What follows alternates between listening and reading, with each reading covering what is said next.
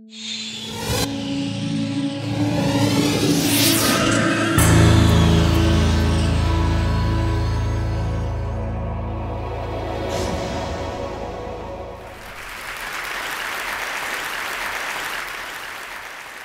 was here 4 years ago, and I remember at the time that the talks weren't put online. I think they were given to TEDsters in a box set of DVDs, which they put on their shelves where they are now. And actually, Chris called me a week after I'd given my talk and said, "We're going to start putting them online. Could we put yours online?" I said, "Sure." And 4 years later, as he said, it's been seen by it's been downloaded 4 million times. So I suppose you could multiply that by 20 or something to get the number of people who've seen it. And as Chris says, there is a hunger for videos of me. You know.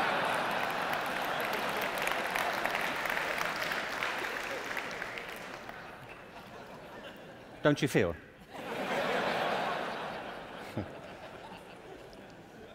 So this whole event has been an elaborate build-up to me doing another one for you, so here it is.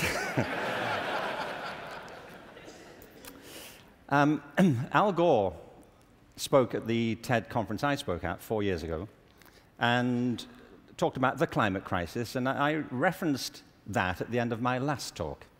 So I want to pick up from there, because I only had 18 minutes, frankly.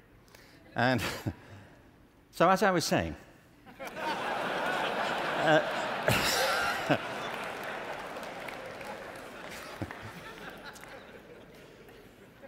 you see, he's right. I mean, there is a major climate crisis, obviously, and I think if people don't believe it, they should get out more.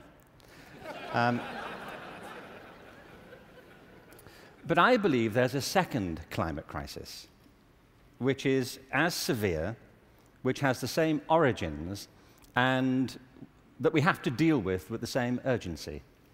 And I mean by this, and you may say, by the way, look, I'm good. You know, I have one climate crisis. I don't really need a second one.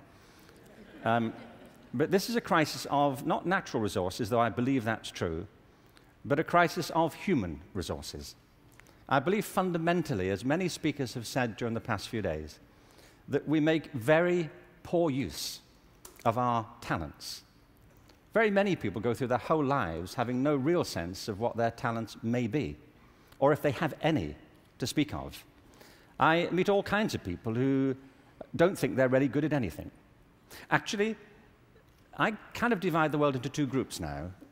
Jeremy Bentham, the great utilitarian philosopher, once spiked this argument. You know, he said there are two types of people in this world: those who divide the world into two types, and those who do not. Well, well, I do. And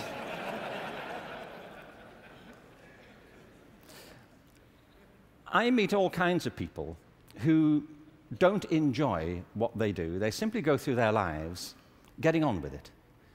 They get no great pleasure from what they do. They endure it rather than enjoy it and wait for the weekend. But I also meet people who love what they do and couldn't imagine doing anything else. If you said to them, "Don't do this anymore," they'd wonder what you were talking about. Because it isn't what they do, it's who they are. They say, "But this is me. You know, it would be foolish for me to abandon this because it speaks to my most authentic self." And it's not true of enough people. In fact, on the contrary, I think it's still true of a minority of people. And I think there are many possible explanations for it. And high among them is education. Because education, in a way, dislocates very many people from their natural talents. And human resources are like natural resources. They're often buried deep. You have to go looking for them. They're not just lying around on the surface. You have to create the circumstances where they show themselves. And you might imagine education would be the way that happens, but too often it's not. Every education system in the world is being reformed at the moment, and it's not enough. Reform is no use anymore, because that's simply improving a broken model. What we need, and the word's been used many times during the course of the past few days, is not evolution, but a revolution in education. This has to be transformed into something else.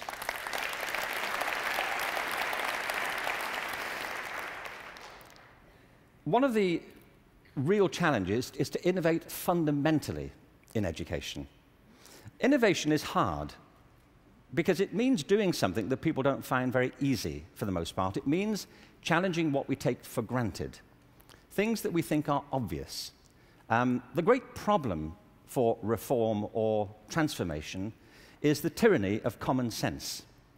Things that people think, well, they can't be done any other way because that's the way it's done. I came across a great quote recently from Abraham Lincoln, who I thought you'd be pleased to have quoted at this point. He said this in December 1862 to the second annual meeting of Congress. I ought to explain that I have no idea what was happening at the time. We don't teach American history in Britain. We suppress it. You know, this is our policy, so... So no doubt something fascinating was happening in December 1862, which the Americans among us will be aware of. But he said this: the dogmas of the quiet past are inadequate to the stormy present. The occasion is piled high with difficulty, and we must rise with the occasion. I love that. Not rise to it, rise with it. As our case is new, so we must think anew and act anew. We must disenthrall ourselves, and then we shall save our country. I love that word, disenthrall. You know what he means? That there are ideas that all of us are enthralled to, which we simply take for granted as the natural order of things, the way things are. And many of our ideas have been formed not to meet the circumstances of this century, but to cope with the circumstances of previous centuries. But our minds are still hypnotized by them. And we have to disenthrall ourselves of some of them. Now, doing this is easier said than done. It's very hard to know, by the way, what it is you take for granted. And the reason is that you take it for granted. So let me ask you something you may take for granted. How many of you here are over the age of 25? That's not what I think you take for granted. I'm sure you're familiar with that already. But are there any people here under the age of 25? Great. Now, those over 25, could you put your hands up if you're wearing a wristwatch? Now, that's a great deal of us, isn't it? Ask a room full of teenagers the same thing. Teenagers do not wear wristwatches. I don't mean they can't or they're not allowed to. They just often choose not to.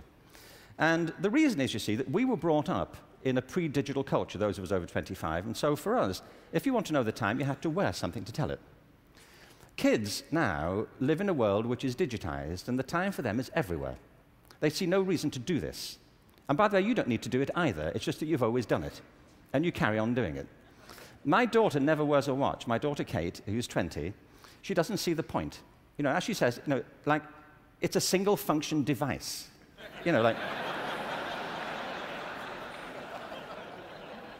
Like, how lame is that? You know, and I say, no, it tells the date as well. You know, it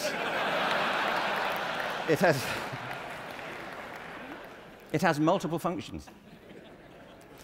But you see, there are things we're enthralled to in education.